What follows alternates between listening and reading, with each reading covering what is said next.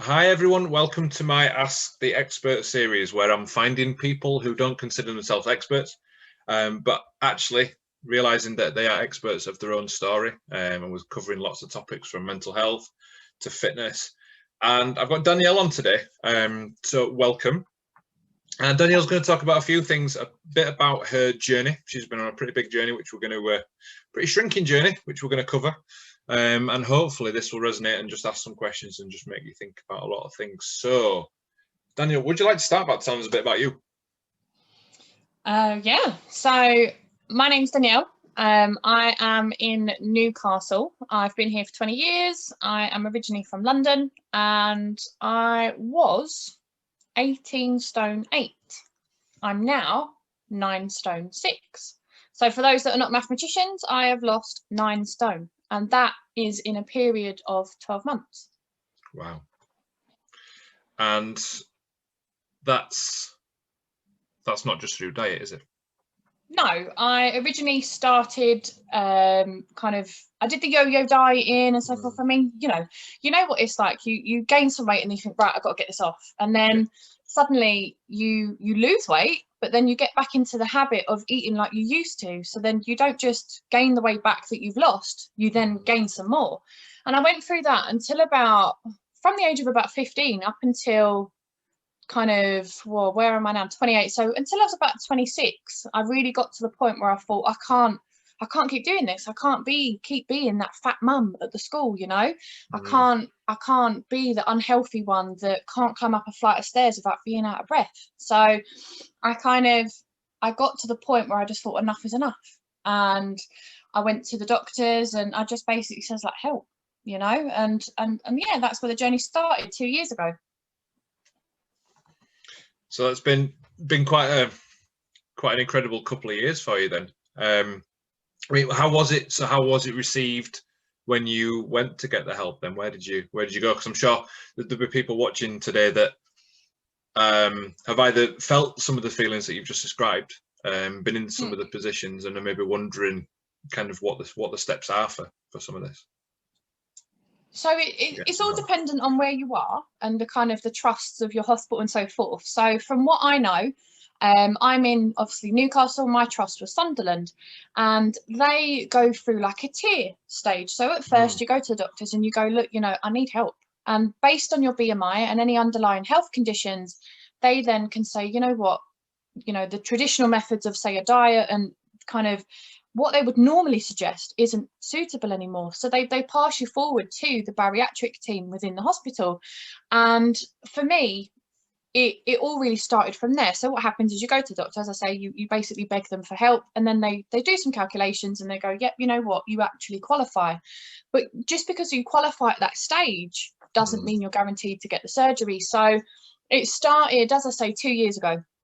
Oh, actually 3 years ago, because I'm a year out now. I keep forgetting that one.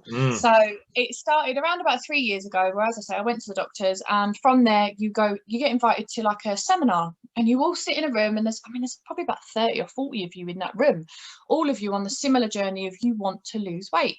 And you meet with the dietitian, you meet with a surgeon, you get weighed, they do like a kind of a question and answering session about, you know, what the surgeries are. So there's 4 types. You've got a gastric sleeve, you've got a mini gastric bypass, you've got a gastric bypass, and you've got a gastric band. There are a few variations because they are changing them as time goes on, and they are kind of not recommending a gastric band now because they slip and they're not as safe and so forth. But there are other options for you. But when you're in that room, they discuss with you things such as, you know, your mortality rate, because at the end of the day, you're going on a table and you're either getting your stomach removed, stitched, stapled, and complications can happen. So at that point, they make sure you're ready by going, you know, you've got a 1 in X amount of thousands to die. You know, this is what your life is going to be like afterwards. You have to amend your diet completely and utterly because of this. It's not a way of change, you know, it's not the be all and end all. Once you have this surgery, it's not the case of that's it, you're going to be skinny forever. You have work that you've got to do behind it before the surgery and afterwards, you know. And then from there, you know, once you've gone through that, you then go and meet the dietitian. You have a separate meeting with a dietitian. You meet the kind of the bariatric team, and they talk you through kind of what's next, what to expect, and so forth. You then can meet with the psychiatrist. You may be put forward for therapy. The therapist may decide that actually you're not suitable, because you could have a binge eating disorder and not realize it. You could have underlying mental health issues, and they could then say, look, I'm sorry, but it's not your time. So for me, I went through, it took me 2 years from start to finish to actually obtain the surgery. And I did have to jump through hoops. You know, I had to go to classes where you have to relearn food again. You know, you learn the food groups, your fats, your dairies, your proteins, what's healthy, what's not, you know, portion sizes. It does very much feel like you're in your own version of, you know, Alcoholics Anonymous, but for food. But, and I say that obviously in jest, but it really does set you on the right path, because there's people that, say for example, would blend a McDonald's cheeseburger and try and drink that because their underlying issue with food isn't resolved. And that's why they take you on that journey, because if you're not right before, you're never going to be right afterwards, and there's a high chance that you won't succeed. So for me, you know, as I say, I had to do all these things. I had to have cameras down my throat quite a few times, and my option of surgery, which I wanted, no longer was suitable. So they had to change that based on my needs, on my body. And from there, you know, once I'd had the surgery, I was in hospital for about 3 days, I think. You come out and that's it. You know, you can't eat solid food for a good 12 weeks afterwards. You're on puree for 4 weeks, you're on soft foods, you're on kind of soups and shakes and so forth. And it's very, very involved. But for me, it's changed my life. It's absolutely changed my life. I can tell that you're very, very passionate, and that, you know, the journey's kind of, it's there and you're wanting to share it as well. So could you just clarify which kind of surgery was it you had, Danielle? So I had the RNY gastric bypass, or Roux-en-Y as it's called. And what that does is it bypasses the larger portion of your stomach, because they stitch that shut. It bypasses the larger part of your stomach and kind of creates you a new one, and shortens your intestines ever so slightly so that the food passes through the new stomach as such. So that one is irreversible as far as the hospital are concerned. Obviously, if you have mega problems in terms of, you know, eating or your diet itself or anything like that, they can reverse it, but it's not something that they would just do, if that makes sense. It's not a case of, right, I've lost 9 stone, I've had enough now, you can unstitch me. No, you're stuck with that. But yeah, I had the Roux-en-Y gastric bypass. There are other ones, as I say, but that one was most recommended for me because I have a hernia, which I never knew until I actually had the camera down my throat. But I suffered from heartburn, and that was because of a hernia. So they don't do the other one, the sleeve, because it can give you heartburn. Okay. Something to do with the acid and stuff like that down in your stomach, I'm guessing. Yeah. So going through, having been through what you've been through then, so being a year on as well, which you must keep remembering about, although I can understand why it'd be easy not to. The idea and the thought that you had and the expectation that you had of your life being after having this surgery, has it met that expectation actually going through it yourself, or is it different to what you expected? You know, is it any better? Has it been any harder than you thought it might be? Or I think that mentally it was harder than I thought, because as a larger woman, as I say, I was 18 stone. I was 18 stone 8. I was size 20 to 22. I was I was often told you'd look so much prettier if you lost weight, and you lose that weight and you feel, in the sense of, you feel happier, but the mental side of it doesn't catch up, because you've lost this weight so quick. So sometimes when you used to look in the mirror, you still saw that big girl staring back. And in terms of kind of side effects and so forth, there wasn't that many. Now, they warn you of things that I now no longer can eat high sugar, because if I do, I will be very ill. And it's something called dumping, and it's very, very common. It's where your body basically tries to get rid of the sugar possibly can. And you can imagine how fun that is, because you've got 2 exits. But there are certain things that I didn't expect. So I didn't expect to lose as much weight as I did. I expected to kind of go down to a size 14, be 50 and be happy with that, because that's still a massive difference to what I was. And I also expected, in the sense of, I didn't expect the excess skin. I expected it, but not as severe as it is. Now, don't get me wrong, I look like a melted candle, but it's one of those things that you kind of, you will learn to love, if that makes sense. So yes, yeah, I do look like a melted candle, but that's okay, because I'd rather look like this than be the size that I was. I can hide it. As soon as I dress, you don't notice any difference. Do you know what I mean? And I'm so much healthier. I can run up, there's a monument near me called Penshaw Monument. I can run up those stairs now, whereas before I'd get to the top and I'd be dead. Do you know what I mean? I would be absolutely dying of death by the time I reached that top. I'd need my inhaler.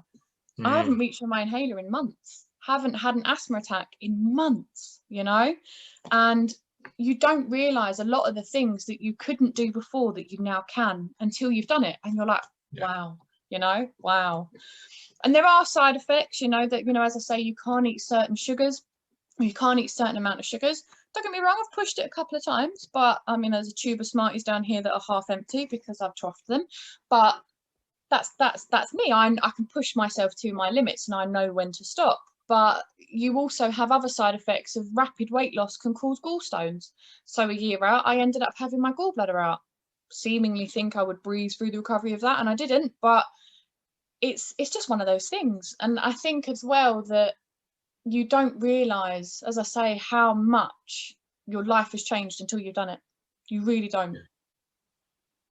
Yeah. And I just wanted to pick on something you said there about maybe looking in the mirror and still seeing a different version of you, so that kind of before, maybe a bigger version of you, as you described. Has that been a common theme throughout, or have you found ways to help with that, or to help yourself realize that there have been changes being made? I think at first, being such a large girl, you don't see the difference in the weight that you've lost. You don't see it. It's not until I kind of saw my body shape actually changing. I've got a waist now. The hourglass, for example, I've never had that in my life, and I never knew how to dress for it. And it's not until you see the big changes that you actually go, wow, and actually, I'm not that big girl anymore. And you stop reaching for the size 20 on the hanger, and you actually go for a size 10 or an 8 to 10, or you compare it to a piece of clothing that you were, and you look back. And I think if there was any kind of advice I could offer anyone, is take photos. Take as many photos as you possibly can, because even if the scales don't change, your body shape continues to change. Your face, even, I had more chins than you could even imagine, and now I can't even grab one. Do you know what I mean? I can't, and you don't notice it until afterwards, until you've looked back and you've gone, wow, Yeah. No, it's amazing just hearing you talk about it in such a way. And what I like is that, and I think one of the reasons why I really wanted to get you on and to kind of put this video out was because you're so frank about it. I mean, describing yourself as a melted candle, I think there's a certain power to that. Because I know and have seen and experienced and been with a lot of people, several people that have had a big transformational journey. I've got a couple of clients that have done the same. Now, it's not been through surgery, and I must say at that point as well that either with the surgery or with the diet, it still takes a long time. The weight loss still takes a long time. It's not just an overnight thing, is it? Not at all. And actually on that, just while I'm thinking, so when you woke up from your surgery then, and you were in hospital for 2 or 3 days, now physically at that point, nothing will have changed apart from presumably a scar or two, and you being in hospital. Was there any point in which you reached for something that you might have done? Or was it when you woke up from that, you knew you had to change something? Your journey for this doesn't start when you wake up from surgery. Your journey starts a good 6-ish months before. So you have to, as part of the pathway that they put you on, you have to prove that you.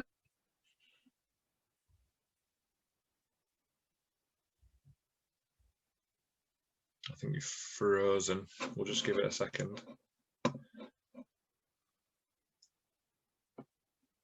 can lose I've muted there, apologies, I don't know what happened there. So I had to lose 5% of my body weight, and that was around about 6 or 7 pounds, and you have to prove that to the hospital that you can do that. And if you don't do that, then you're not ready for this journey. If you can't prove to them generally that you can lose this weight, then you're not ready. You know, if you can't lose half a stone, you're not ready. And that's before the surgery. And then also as part of the pathway as well, you have to shrink your liver, which is it's a very serious diet. It's a very, very restrictive diet, but it's so imperative that you follow it to the letter, because if you don't, they can't move your liver out of the way to obtain access to your stomach. And there's people that cheat, you know, and obviously they've been opened up. They thought that they're going for this. This is their life changed, and they've been stitched back up and sent back up to the ward. And sorry, you know, your liver wasn't shrunk enough. But 10 days before the surgery, you have to, you know, I think it's something like 600 calories, which is very, very low, and it's only under hospital recommendations. I would not recommend it to anyone without full consultation with your surgeon and everything else that you're going to participate in this. And it was, you know, mine was 3 pints of skimmed milk, 2 yogurts, sugar-free jelly, 1 piece of fruit or maybe 2 pieces of fruit, and a bowl of soup. Now that soup was vegetable. There was no chicken, there was no nothing. And that was your diet for 10 solid days. Wow. There was no wavering, there was no nothing. And now, don't get me wrong, if you can get through that, you can get through anything. You can absolutely get through anything. And it's mentally challenging because, you know, I've got a 5-year-old. My 5-year-old still needs his dinner cooking. I've still got to do that, you know, and the temptation's always there. But for me, my mental thought was always, if I can do this, then I can do anything, you know. I've just got to get through this day. And if I'm hungry, have a pint of water, have a cup of coffee, have something. But if you're not in the right mind frame, then you'll never succeed. And afterwards, when you had the surgery, I walked the halls after the midnight-ish after having the surgery, because you've got to move, you get gas pain and everything else. And I'm walking the halls holding the pole with all the fluids and everything on, and I had the thought of, what on earth have I done? What on earth have I done? You know? But then the reality kicked in of, actually, this is just a short-term thing. You know, the pain will go. You don't feel hungry. You really, really don't feel hungry. But the feeling of, what have I done, goes. And then you think back, you know, I think back now and be like, what a silly thought, you know, because my life has changed, absolutely changed for the better. Are there any changes, or is there any effect of this journey? So I think, rather than just see it as a surgery, and, you know, some people may come onto this video thinking it's about the surgery and the reason for the loss, but I think it's clear that it's part of a bigger journey, and actually it's more about finding yourself and finding what drives you, and actually knowing that you're going to get through it. Are there any effects that this has had that you didn't expect, in terms of knowing you, in terms of confidence, in terms of anything really? Should be interesting to know.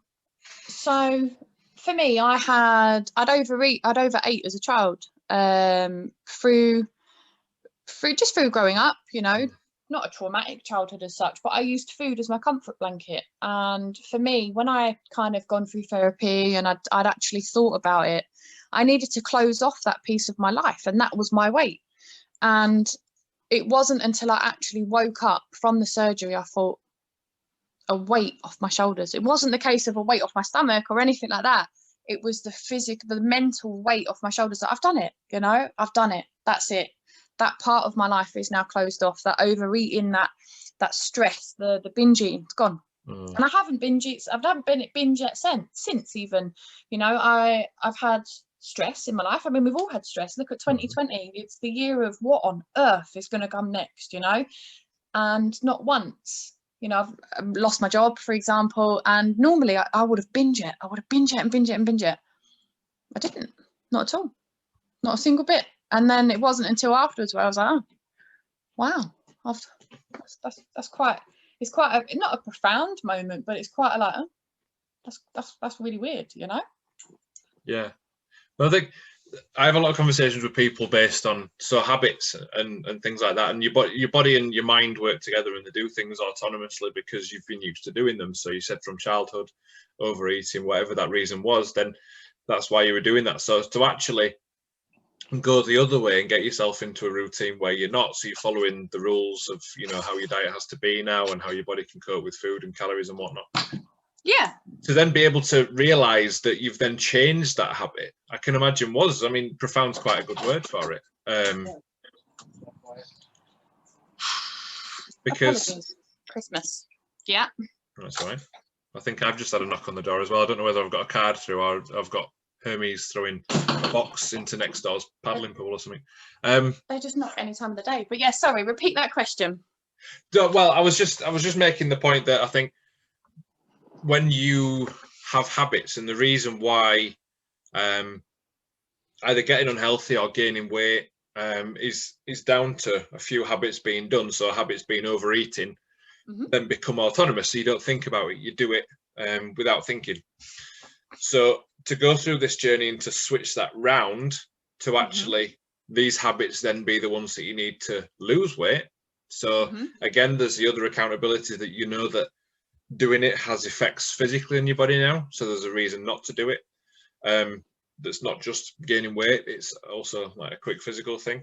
But to get there, I think profound's quite a good word, because you've realized how much you've changed and how far you've come. And that actually some of the core and some of the root of who you are and the way you treat things has completely turned itself around, hasn't it? Absolutely.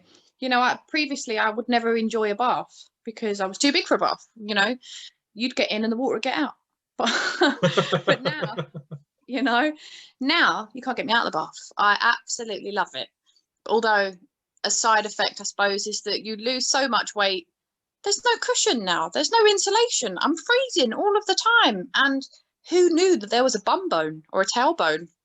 Who knew? I'm going to need one of them donuts like an old lady now. Do you know what I mean? Just to sit on to give me a bit of cushion. And I mean, I need to go to the gym. I might even hit you up, Matt, and I'll get a PT session booked. But it's, yeah, it really is profound, because you look at the person, you know, I look at photos of me a year ago or two years ago, and I can literally see how unhappy I am. And I look back at myself now, and I get called Wallace and Gromit because my smile's that big that I literally look like Wallace and Gromit. Do you know what I mean? And it's just great. It really, really is. It's hard. It's not an easy journey in any way, shape, or form. And you know, mentally, it's very, very testing when, you know, you have to eat pureed food for 4 weeks. And I will never eat mash and beans again. I absolutely detest mash and beans now because I live in those for 4 weeks. Soup, I am disgusted in soup unless it's watery now, you know, won't touch it. But you do have food aversions, and you do have kind of, you have to really fancy something to want to eat it. And at the minute, you know, one of my cravings is a burger. Not a burger in a bun, because I don't do the bun. There's just no point. Empty calories as far as I'm concerned. But I would rather have a burger with like lettuce and all the stuff in a burger, but like on a plate. And I'm really craving that so much so it's making my mouth water talk about it now. But I think that's going to be my dinner tonight. So you don't eat for pleasure, you eat for fuel now. You think of the things that, you know, you think of your protein, you think of the fats that you're putting into your body and how that makes your body feel. And it's similar, you know, with surgery and without. You know, if you're doing weight loss plans and so forth, or if you're on a journey, you don't think of it as a chore, because the moment you do is when you lose your motivation, and that's when you give up, and that's when you're surefire to fail. Just think of it as you know, as you say, I'm doing it for me, you know. No, that's great. It's really, really inspiring stuff as well. I mean, so we know that the surgery itself and that route has life-changing consequences, and you now have to approach life in a completely different way to which you would before. No doubt part of that life has become normal now for you, you know, and you do things without thinking. How does life pan out for you now? So are these changes something that you now have to do for life? What's the kind of maintenance? Because we get to a point where when we make such a big change, maintaining can be a really odd mindset to be in, because maintaining weight without surgery, so the traditional kind of weight loss route, fat loss route, maintaining would actually allow you to up what you're eating, because actually, as long as you're matching your activity levels. But what does that look like for you now then? So technically you can't, I can't eat more because I'm restricted to about my stomach size is about 200 milliliters, which is not a lot. If you go and measure out 200 milliliters, it's not a lot, especially if you consider food. If you put food into that volume, it's not a lot. So I eat off a 7-inch plate. So for anyone that's looking for a kind of comparison, if you've got a child, look at your child's plastic plates. That's around about 7 inches. Now, don't get me wrong, the plate's not piled high because it's all about mindset. If you're piling a 7-inch plate high, if you flatten that out, you're more on a 9-inch plate or a 12-inch plate, you know. But you eat, you know, you have to eat smaller portions, for life, because if you overeat, you will throw up, you will be quite ill, if that makes sense. So you really have to listen to your body. If your body's telling you you're full or uncomfortable, you stop, you know. You can't eat or you can't drink 30 minutes before eating or 30 minutes after, because if you imagine your stomach as a funnel, if you've got a full up stomach and you're pouring water into it like a funnel, it would flood it and you would empty it. So you're not obtaining the nutrients, because obviously with the surgery your body doesn't kind of absorb all of the calories. Now some people may think, oh my god, that's amazing, but for me in the maintenance stage, you know, as I say, I've lost 9 stone, I don't want to lose any more. For me in the maintenance stage, I need my body to absorb those calories. I need my body to kind of go, I need this bit of nutrition. So you really do have to kind of watch what you eat, where you eat it as such, or when you eat it. You know, if you're eating too late at night, it's not, you know, you don't feel too good in the morning, for example. And there are foods that some people just cannot tolerate. You know, I'm on a lot of groups where people can't eat pasta. I'm lucky in that sense that I can eat absolutely anything apart from too high sugar. But I can eat pasta, I can eat potatoes, chicken, rice, you name it, things that some people can't tolerate. But you have to really think about what you're doing. So as I say, 30 minutes before, 30 minutes after, you can't drink. And for me, who's always thirsty, it's a nightmare, but you have to do it. Also, there are, what was the other thing that kind of maintenance that you really have to think about? The scales is another one. You know, stay off the scales, because you can obtain a very healthy obsession with the scales. Don't, you know, some people say weigh yourself every day because your weight fluctuates throughout the week and you would take an average, which is fine. But for someone that's had weight loss surgery, stay off the scales, because you will obtain a very, very unhealthy obsession. I've done it at the beginning, you know, well, I've only lost a pound this week. Well, you seem to forget that you've had major surgery, your body's still healing. Stay off the scales, you know. And now I'm very much like, I'm trying to gain weight because I've lost a tiny bit too much. I need to gain a little bit back up. So I'm gaining. I stand on the scales now and I'm like, yes, 61 kilo. It's amazing, you know, because I've gained a little tiny bit.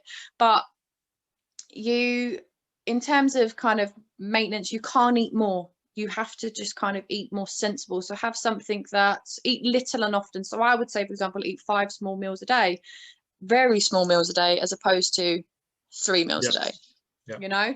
And I would say, for example, choose a higher fat content. So if instead of having skimmed milk, which I absolutely love, I would then go to, say, full fat milk, because I'm still having the same amount. It's just more calorie dense. It's more kind of, it's better for me to do so. And another thing that you need to think about as well is, as part of this surgery, is there's certain things that you have to take tablets for life. You know, when I first started this, I was on about 13, 14 tablets every day. Wow. Some 3 times a day. Now I'm on about 10, and I will take those for the rest of my life, because I need the additional calcium. I need the multivitamins. I need an injection every 3 months. And if I miss that, I'm incredibly fatigued. I'm tired, grumpy, you know. So it's never ever going to be a quick fix. No. It's always going to be a tool that you've got to work with. The difference is, you know, some people choose exercise, some people choose surgery, and it doesn't matter which one you choose, you're still on that journey for yourself, and you're still better in yourself, and you've still got to work at it, you know. That's, well, just caused an earthquake somewhere. I think that's a really good point, because I know sometimes surgery, so we see a lot of TV programs, not so much nowadays, strangely, but see a lot of programs on My 500 Pound Life, and there's all these weight loss surgery, or calling it weight loss surgery, which I think is a really bad name to give it, because the weight loss is down to your hard work after the surgery. It's not down to the surgery, it's the effects of. And it can be seen as a little bit of a quick fix. I mean, is there any I hope I'm not digging too deep with this, but is there any part of you that wishes you'd have done it a different way, because you're facing challenges now and you're making changes now? Not at all, because I knew, after doing so many years of yo-yo dieting, and I'd done it where we all know it's calories in versus calories out. No matter what anyone tells you, it's the calories in versus calories out. If you're eating too much and you're not expelling enough calories, you're gonna gain weight. It's common sense, really. No matter what all the other slimming groups tell you, you could say, for example, go to a well-known slimming group that tells you that food is free, but if you're eating a bowl that's the size of your hand of pasta, and yet you compared that to a bowl of salad, both items are free, but the calorie value between the two is very, very different. Now, if I ate the bowl of salad, I'd still feel full, but I'd lose the weight because there's not as many calories in the salad than there is the pasta. It's all about your mindset, how you think, and I firmly believe that, no, I don't wish I'd done it different, because I've still had to work for it. I still have to think about the food that I'm eating. Yeah. I think for me, it wasn't the case of I couldn't do it any other way. It was just that I've tried every other way. I've tried the gym. I've tried, personal trainers. I've tried very well-known slimming groups. I've tried weight loss tablets, laxatives. Do not recommend. Please do not take laxatives. They're very, very bad for you. And, I've tried all of those and they didn't work for me. So I needed something that fit me, and, people say that they haven't got time for a personal trainer and things like that, or they haven't got time for the gym. This was something that I had to make time for, and I'm still making time for a year later. I can't give it up. I can't lose that motivation as such, because we all do it, January coming around and it's going to be the new year, new me. But come March, people have stopped doing that new year, new me. They've got bored of it, for example. With this, I can't get bored of it. I'm physically stuck with it. Does that make sense? Yeah, absolutely. So it's almost as if so the result you want, the result you need. Yeah. So it's looking at the different ways of doing it. So you've got surgery routes, you've got non-surgery routes, and you've got diets and all this. And actually what's apparent within that is that each of them really need the same things. They need you to be committed, to be educated, to know what and why something's going to work. Yep. To be able to drive yourself to keep going no matter how you're feeling. Yep. To understand that if you go outside them parameters, there will be side effects. So for you, eating too much or eating the wrong things leads to health side effects and implications. Whereas somebody that's taken a non-surgical route, actually going outside that may well just hinder progress in terms of fat loss or weight loss. Absolutely. It could literally just be the case of the Saturday, they binge eat on not binge eat on a Saturday, but they fall off the wagon on a Saturday, for example, because it's the weekend. I used to do it myself. Oh, sod it, it's the weekend. But then it's the motivation to carry, after you've had that one bad meal, it's that motivation to carry on as to do what you were doing, and not just go, oh, well, I've screwed it now, I'm just going to keep eating bad. It's because of this surgery, I can eat what I want, but it's controlling me to not eat too much as such. It's controlling me so that I fuel my body in the right way as opposed to the wrong way. Do you know what I mean? Absolutely. I think some of the things you've said, I couldn't even put any better, if I'm honest. And like I said at the start, this is me trying to find experts, and you've spoken about all this in a really, really concise way, a very frank way, which I really appreciate, as well, as we said before. But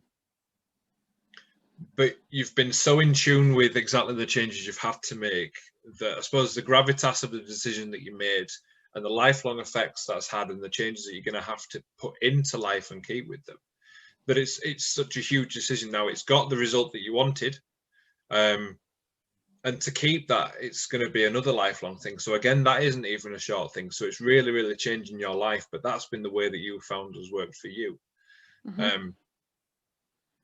So no, thank you for sharing that. I mean, the only thing I wanted to know is actually, how would you, so if you approached exercise now, how would you then be able to get them calories back in your system? Because your exercise would be, from my point of view, would be essentially strength building and maybe body shape changes as opposed to a weight-based program.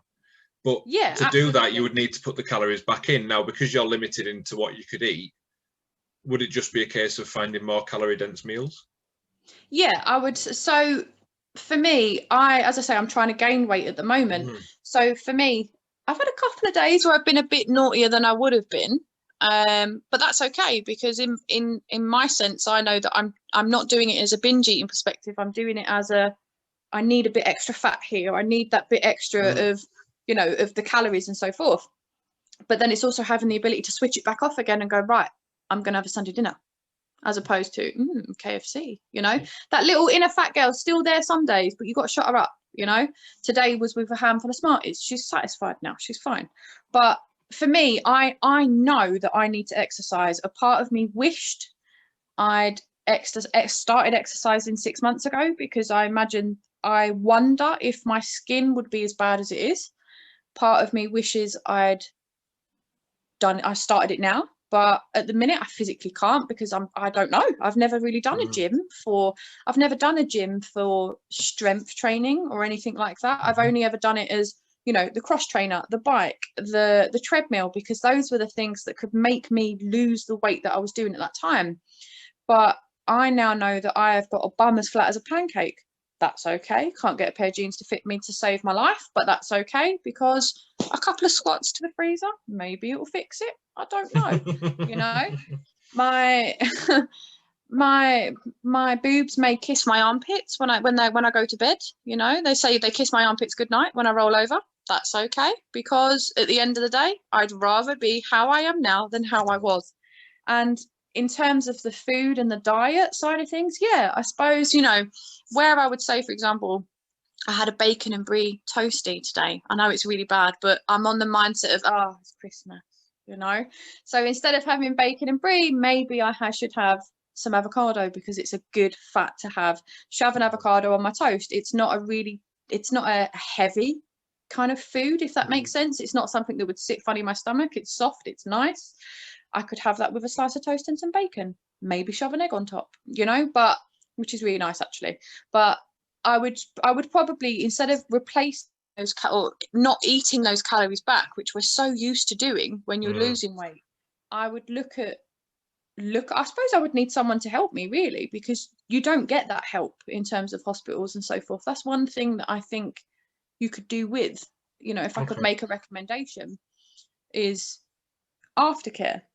You know, have someone that can go, right, actually, you've lost a bit too much. This is what we would recommend. This is the calories. This is the food. You know, I've recently been told, eat a slice of toast before I go to bed. Don't want a slice of toast, you know, but that's the one thing I would change. I would maybe say that you have someone to help you at the end of your journey, to basically go, well, not the end, but the end of your goal, to go, right, let's look at what you're eating. Let's look at how we can give you the most with as little of change, I suppose, as you can. Because as I say, I can't eat more food. I can't shovel in a burger, because that's an extra 500 calories. I suppose I would have to have full fat things. I mean, I have full fat butter anyway, because if you cheat on butter, it's not the same. It don't taste nice. Anyone who tells me it is a liar, right? And well, that's one thing I will never change on. I'm a low fat kind of gal, and I always will be. But you know, I maybe try full fat butter, full fat milk, full fat cheese. As I say, I had brie earlier. It was nice. But that's the only thing I can think of doing, swapping those fats out for the higher fat foods. But then obviously you've got the cholesterol element behind it as well. And the other part of, I've just recently lost my gallbladder because of a side effect. Yeah. And I can't process fats and bile properly now. So then you have other side effects as part of that. But you deal with it, you learn, you adapt, you change, you know? And I still wouldn't change it. If you asked me a year ago as to how I would be now, would I expect it or anything like that, I'd tell you no, not at all. And if you ask me about the side effects and, you know, what I've had to kind of put up with, would I change it? No, I'd do it again. My only regret is I didn't do it earlier. Okay. Wow. I've kind of rambled on there, sorry. No, absolutely not. Absolutely not. I'm here to listen as much as I am to kind of talk with you, because, and to be fair, I haven't had to ask many questions either, because you've been very forthcoming with the information. But what screams out to me is, before, because we've talked about this before, which is why I wanted to kind of get something recorded and send it out. But what's clear to me is because it is another method but it is more than that. So it is a method that perhaps we're saying, try everything else first. Absolutely. Or just understand the effects that this is going to have. But it's still, no matter what you do, it still takes learning, being patient, trusting the process. As we said about you, you know, you woke up from surgery and you were still the same physical person, but you knew because of that, just like we'd say because of a calorie deficit, in layman's terms, in very basic talk, over time it will work. If you stick to these rules, it will work. It applies across the board. The whole journey, the basics of what you've had to go through, the same as, you know, maintaining a body weight, it's all about that calorie balance. And then you've got other things to think about in terms of what the calories are made of. So the macros, the proteins, the fats, the carbohydrates. And like you said about some of the slimming groups and categorizing things as free. So, I mean, we could save a whole afternoon to talk about slimming groups. There's nothing wrong with it, but what for me, what they miss is the education on why something's working. They haven't got the education behind it. If you calorie counted and macroed behind a slimming group, guarantee you'd lose weight, because they're educating you, but not to the full extent. I mean, I could talk all day about these slimming groups. I used to do it myself. I was slimmer of the week all the bloody time, but that's because I missed meals. Because I wanted to see those scales change. It's all, it can provoke unhealthy behavior with food. Yeah. Incredibly unhealthy behavior with food, you know? And I'm firmly of the believer of you should eat what you want, but make sure, you know, if I want an ice cream, I'm going to eat an ice cream, but is it within my calories? Yeah, well, I can have it then. If it's not in my calories, all right, save it for another day. Or I wouldn't even say work that little bit harder at the gym, because again, it promotes unhealthy behaviors. But it does. Yeah, it's very much a case of education, because if you were thinking about this, find me, talk to me about it. I'll tell you everything you need to know. But it's a last chance. Try every single thing before you do this. You know, you can't lift for 8 weeks afterwards. I had to have my family come up and help me, because I'm on my own, you know. I had to have my family come up and help me to hoover, because you can't do that. You can't lift a washing basket for 8 weeks. And even if you're feeling great in yourself, you know, you're full of energy and everything else, you still can't do it, because you can do yourself some very serious damage. And it really is a last chance. Try every single thing first, and don't think to yourself, all right, well, I'm getting surgery anyway, so I'm just gonna, you know, if you get accepted for it and so forth, don't think, right, I'm getting surgery anyway, so I'm gonna eat this burger, I'm gonna eat this takeaway. Don't, because you haven't got rid of that mental mindset that you have to have rid of by the time you come to the surgery. There's no cheating, there's no way out of this. Once you've had it, you've had it. And if you're not in the right mind frame, you will fail. You will absolutely fail. Yeah. No, that's mega. I mean, wow. There's definitely something in there that shouts to me being kind to yourself. Now, I'm massive on self-kindness and self-love and self-appreciation. But I think the way that the journey that you've taken allows for some of that, but it allows for less, because you've still got to act within certain parameters. Whereas if you're taking a non-surgical route, as long as if you really want that ice cream and it's not within your calories, then you can just understand, well, the effect of that may be, if I'm in a calorie surplus, then I may well not lose as much weight, or I may not lose anything. So at that point, you can weigh up whether it's more important to have the ice cream or to have the chance of results. And that's something you can do. And the only effect is you have the ice cream or you don't. You know, there's no other effect than that. But for you, that really isn't a choice. You know, I either have 2 exits of which that ice cream's going to hit me, or I try a frozen yogurt instead. Good shout. Frozen yogurt's so much nicer anyway. But you have that fear. You do have that fear of, am I going to be ill or not? Am I going to be ill or not? And I've pushed it in the sense of, I'm like, right, haven't had chocolate for weeks and weeks and weeks, and I'm a severe chocoholic, as we can tell, because I've already spoke about the chocolate orange Smarties. Yep. But I am a chocoholic, and it wasn't until probably about 8 weeks after that I was really kind of like, right, I want square chocolate now. I'm ready for my first bit of chocolate. And I went for the healthier option. I went and got low sugar chocolate instead. Mm-hmm. And it was actually really nice. It tasted like advent calendar chocolate. Really nice. And I have that. And, you know, instead of having milk chocolate, I've got a dark chocolate, Terry's chocolate orange in the fridge. And that, I would have ate a full one of them before. And now I only have 1 or 2 segments. Yeah. And that change is that is what the biggest part of this change is. Knowing that you have gone from, you know, 16 bags, for example, 16 bags of crisps, 2 kilogram bar of chocolate and 2 litres of Pepsi, to 2 segments of a Terry's chocolate orange. And you still have that gratification. You still have that oxytocin feeling from a piece of food that you've been craving for so long. Yeah. And that, by having that surgery, it's given me that ability to, it's given me that control back. Yeah. It's given me that control back. But I would, you know, I would do it 10 times over. Absolutely. Yeah.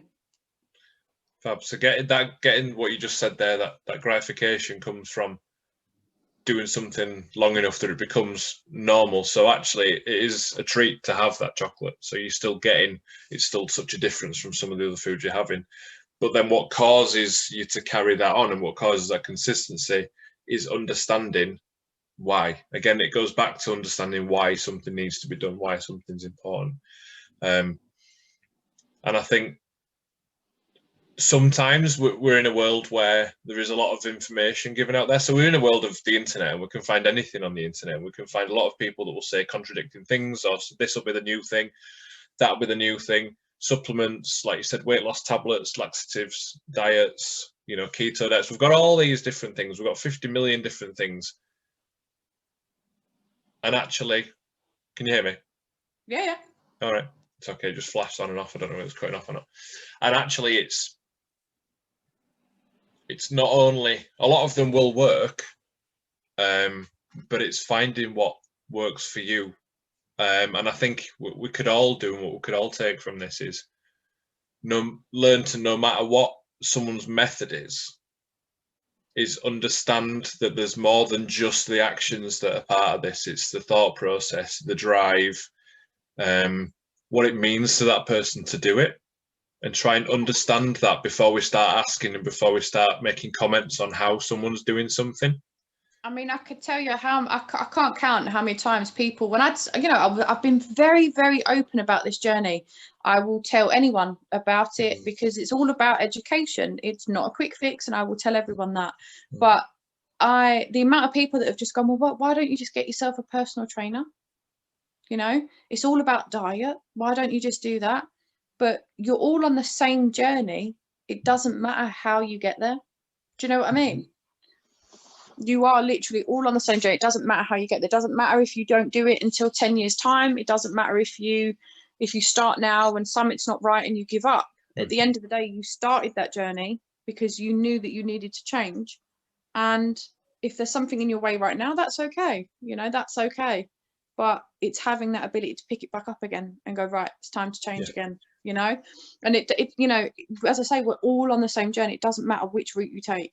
Doesn't matter how long it takes you, as long as you get to your personal goal. Doesn't matter.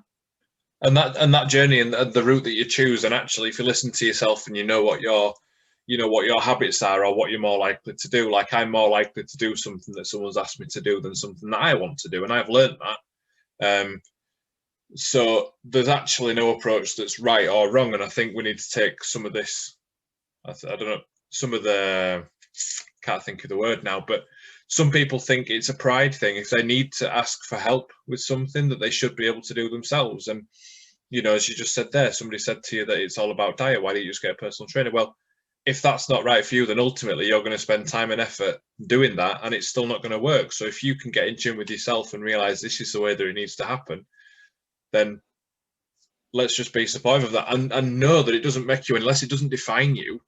What it does is it just shows that you've got, you know, you've got the drive to want to get results, and you're going to get it. And you've turned out, you know, like you are in the position that you're in. You know, you're very acceptant. I suppose now you're very acceptant of your body. I'm sure there's times when you're less so. I'm sure there's ups and downs, and there's, you know, there's times of frustration and whatnot. I call myself a cold Costco chicken if I refer to my chicken, you know, if I refer to my excess skin. I make jokes out of it because I've always been like that. I used to make jokes out of being a fat girl. Do you know what I mean? Yeah. But I'm acceptant. I'm not doing that in the sense of denigrating myself. I'm describing myself so that people can see that I'm okay with that. You know, I'm okay with being a cold chicken that's gone cold, because I sit and play with it. Do you know what I mean? I think it's fascinating.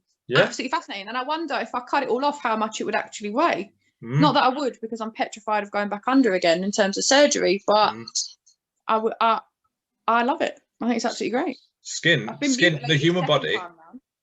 Yeah. The human body is fantastic, and skin is amazing. But actually, on the flip side, not many people get to play with it. So, you know. Definitely not. And it wasn't.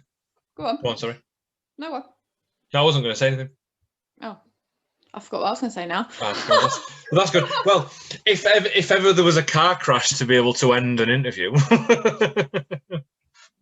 I suppose this was it. So, I mean, if there was anything, let's broaden this out. So we've talked a lot about the surgery and stuff. So just to finish, if there was anything that you could give someone advice on, so they're at the start of this journey, no matter what position you're in, no matter what weight you are, but you know you need change, you know you want change, and you feel that. If there's one piece of advice you could give someone at that point, what would it be? Make sure you've understood why you're doing what you're doing with your relationship with food and your weight before you get to the end point, because there are so many people that will be on the last hurdle. You've gone through 2-3 years of this, and they've stopped you getting that surgery at that point because you haven't understood that hurdle. Make sure you know why you're doing this, why you've been the way you are before you get to that point, because you could send yourself in a black hole if you don't, if that makes sense. And I would say listen to your body more than anything else, and listen to your head, because if there's a reason why you're eating 16 bags of crisps and a 2-kilogram bar of chocolate, then fix that first. You know, is it your job as to why you're skipping meals, you know, and then you're overeating after that? Is it because if it's your job, you need to fix that? Is it your relationship? Fix that. And then your relationship with food will be better on the back of that, you know? Yeah. Wow. I'm just hoping if people have got this far, and hopefully people will invest a little bit of time in this, because we've talked quite a lot, and I'd never wanted to kind of stop the momentum, because you've got so many great things to say. But what an amazing journey! What, you know, how strong. I can just feel the power coming from you, and the confidence as well coming from you. So thank you very, very much. Thank you very, very much for spending the time and letting me kind of put this out. And hopefully, as we've said before, if this can help or answer any questions, or even just create a conversation or a thought process for someone that's in a similar situation, or in reflection, or knows someone that needs a little bit of support. You might have friends or family that are going through similar, and you just want to be able to support them. Maybe ask them some more questions about why they're doing something, rather than making comments on them doing it when suggesting something else. So thank you very much. And if anyone did want to, I know you said if anyone did want to ask you any questions, you know, you're happy to give them a way to do so. What would it be? Yeah, absolutely. I would say reach out to Matt, and he can, you know, pass you on or anything like that. That's absolutely fine. Wonderful. Yeah, happy to answer questions, happy to answer anything, even if it's something stupid like, you know, am I really going to have to eat mash and beans for 4 weeks? I'll answer that one for you. So yeah, and no question is a stupid question. Fabulous. Yeah, you've got an amazing heart. Thank you very, very much. And yeah, so anyone, just send me a message and I'll get in touch with Danielle. But thank you very much. You're more than welcome. Thank you so much. You're welcome.